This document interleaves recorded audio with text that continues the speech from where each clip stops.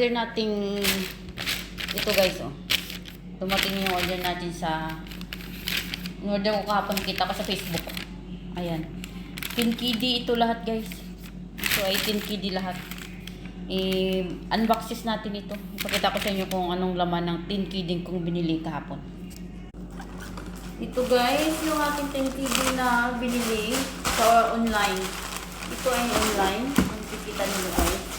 Ito ay may laman na 6 na items ito guys, yung laman ko guys. Ayan. Gagamitin guys kung may pupuntahan para hindi na tayo hindi na parang brungmon yung buhok natin pag may pupuntahan tayo guys. Ayan. Mayroon tayong mabigat siya, mabigat. Kahit maliit lang siya pero mabigat siya guys. Yung iron para sa buhok. Ito ay brush at saka yung pangkulot. Tingnan natin mamaya yung pangkulot. Siyempre hindi mawawala yung pang-dry natin sa buhok guys. Kailangan natin ito. Pang-dryer. Mahirap kasi pag walang dryer ng buhok natin. At saka ito yung pang-5. Ito ay gagamitin natin sa kilay. Ito gagamitin dito sa kilay. Ito pangkas kilay.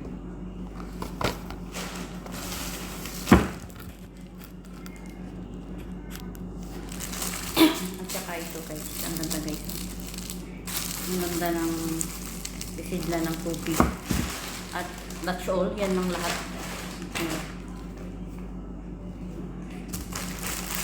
Tapos, tingnan natin itong para sa tubig.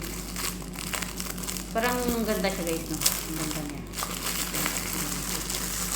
1 liter siya guys. Wow, ang ganda guys talaga. Super ganda. Panalo ka na dito, palang panalo ka na. Dito palang panalo ka na sa ating feeding. Ito yung pinakamaganda. Gusto ko ito. Ibabalik natin dito sa pisiglan. Kasi may magagamit ko ito pag uwi. Meron naman ako ng pang-tubig yun. Ito ko babalik ko. Gagamitin ko ito sa Pinas. Ito umuwi ako.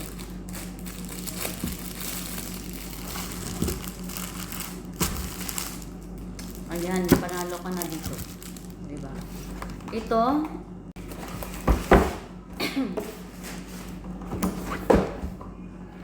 ito naman guys ay lagay natin dyan para makikita siya guys.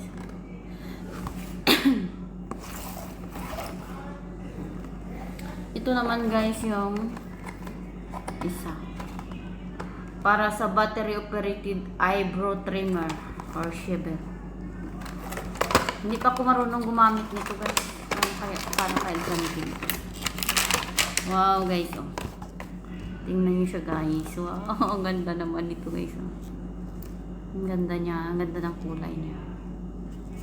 At saka mayroon siyang charger. At ito ay pwede mong gagamitin dito pang dito sa buksan natin. Ayan, ito guys. Paano kaya nito open? Wow! Gumagana siya guys, oh.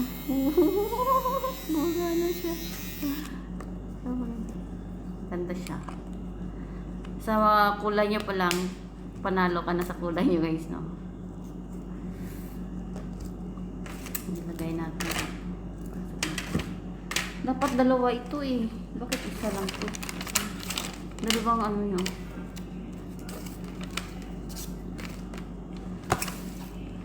Dalawa siguro ito o isa lang. Isa lang siguro. Battery shaver. May charger lang siya. Charge.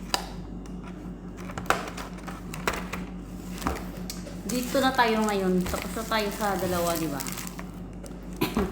Ito muna yung unahin.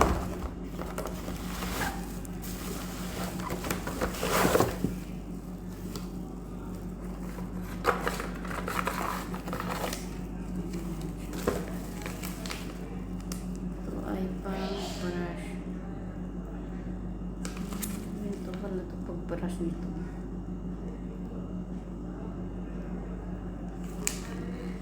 Kailangan pala ganyan. Ano pa ganyan? Ganyan pala yung pag-brush sa loob.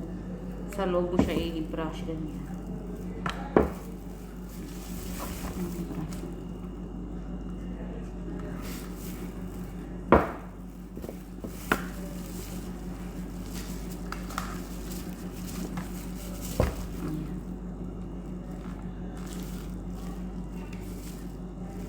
KD guys.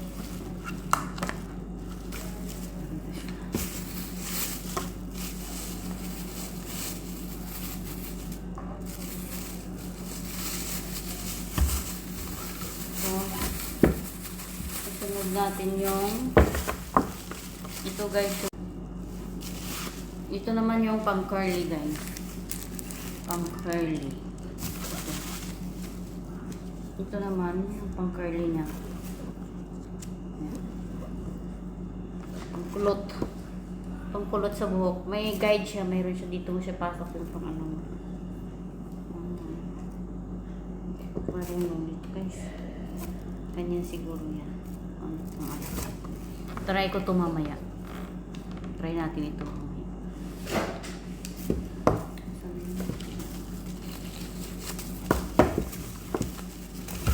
At dito na tayo ngayon sa plancha. Mabigat siya. Kahit na maliit lang siya, pero mabigat. Tingnan natin.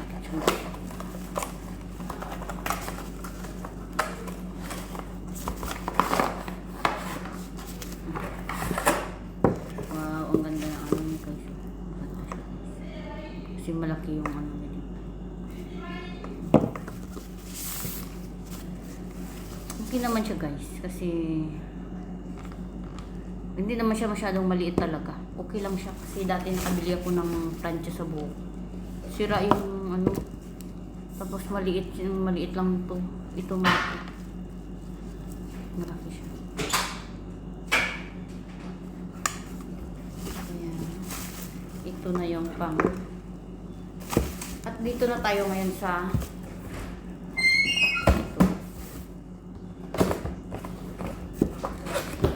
sa dryer.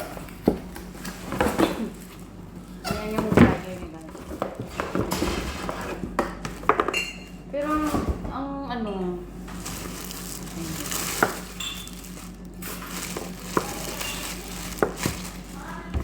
ito yung dryer at saka yung charger, yung saksakan ay maliit. Pinagtataka ko lang guys kasi bakit maliit itong saksakan niya. Ito. Tsaka ito, hindi naman siya masyadong malaki. Tama lang. Kung bilhin mo lang siguro ito, hindi naman ito kamahalan. Eh, syempre, ano lang. Huwag mo lang siyang gamitin na sobra-sobra. Ito, hindi mo siya pwedeng magamit ng sobra-sobra kasi masisira. Madali siyang masira pag ganito. Pag ano mo lang sa buhok mo, ano lang, bilis lang. Mga 2 minutes na. Patayin mo na kasi baka ma-overheat siya. Sunog ito, sayang lang. At saka yung diferensya lang dito parang ang ano ko. Ang liit ng mga wire. Oo. Kasi yung mga original na mga gamit, ano ganito. Yung wire niya ay medyo malalaki. At saka ito ay iba.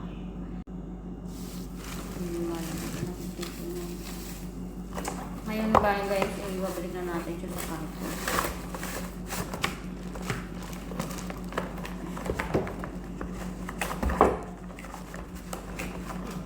Tapos na tayong nag-unboxing. Nakita niyo naman yung laman ng ating 10 KD. 10 KD. Ayan, okay na siya.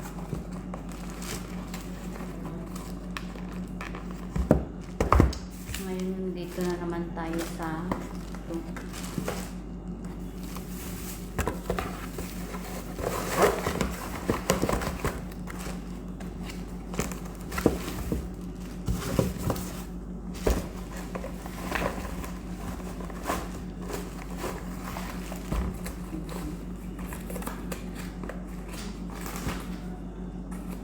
Tingnan natin ito kung paano siya i-guide, kung ano siya mag-stretch. Ganyan pala guys, ang mag-straight nito guys, sa loob. Hindi ko alam to guys eh. Kailangan pala kikita mo siya. Sa loob mo siya, sa loob niya, binabrush yung buhok. Parang, tapos, place the product as shown in pictures. Use the product slow and carefully to avoid contact with skin or scalp. Always take caution when using your freehand knee straightening. Mayroon siyang guide. Come through here with your normal brush so it is smooth and free of tangles. Only use on clean dry hair. Do not use on hair extensions. Hindi pwede siya. Do not use with hair products. Hindi na siya gamitan ng mga hair products. Ano kaya yun? Like ng gel, cream edge. Hindi siya pwede gamitan ng mga gel. Kung mayroong gel, halimbawa ilagay hindi. Creams, hindi pwede. Huwag ko ang gagamit. Plug into an electric outlet and hold down on off button until the display is illuminated. Press plus or minus button to select the desired temperature. Straight artifact will display the temperature as it heats up. Temperature 65 degrees is low. Medium is 410 and high is 450. Recommended for delicate fine or color hair. Kung may kulay yung buhok mo, low lang gagamitin mo. For natural hair, kung thick or curly hair. Mayroon din guys na ganito din Tinkidi. Ay iba din yung mga product na binibigay nila. Isang iron at saka isang dryer lang doon sa Tinkidi na yun. Tapos yung mayroon siyang relo na sports ganitong relo. Ganitong mga relo ba. Tapos mayroon siyang manicure set. Tatlong uri ng para sa manicure set. Tapos mayroon siyang tatlong pirasong perfume na 250 ml. Tapos mayroon siyang yung pambulot din sa kilay. Ganun din. Mayroon din siya. Pero sa akin, mas okay ito kasi puro pangbuhok kasi ito gagamit sa buhok. Mayroon siyang yung akin 4, di ba? Yung electrical. Straightener. Yung dryer. Tapos yung brush. Tapos yung pangkulot. Hindi, 4 na yun. Tapos may pangbunot din siya ng kilay. At saka yung tubig. Sila ng tubig. Di, panalo na ko niyan. Pero yung isa kasi, isang dryer lang. At saka isang straightener lang yon. Tapos pangbunot ng kilay, may manicure set, may relo, tapos may cologne na spray. Yun. Din. Pero mas gusto ko ito. Hindi ko kailangan yung manicure set kasi mayroon naman ako. At saka yung cologne na 3 piraso. Bibili ka na lang ng marami sa palengke, maraming mga doon. Pwede ka makabili. Pero ito, mayroon din naman sa palengke ganyan, di ba? Pero mas gusto ko ito. Ayan guys, yung cutex natin ay tinatapal-tapalan na lang natin pag masira, tapalan naman ulit. Pag masira, tapalan na naman ulit. Para lang makumpleto. Kasi kung gusto tatanggalin mo pa siya, yung mga naiwan, yung mga, di ba may cutex, tatanggal yan sa dulo, ganyan. Kung tatanggalin mo siya at saka lalagyan ulit, ganoon pa rin, matatanggal pa rin yun. Ang ginawa ko, sinapawan ko na lang. Tapos, pag mag-lay-off na naman ako, tatanggalin ko naman ito lahat at babaguhin naman ang kulay. Ibang kulay na naman yung ilalagay ko. Ibang kulay na naman ang ilalagay ko sunod pag mag-lay-off ako. Pulang-pula, diba? Thanks for watching. Maraming salamat sa mga manunood.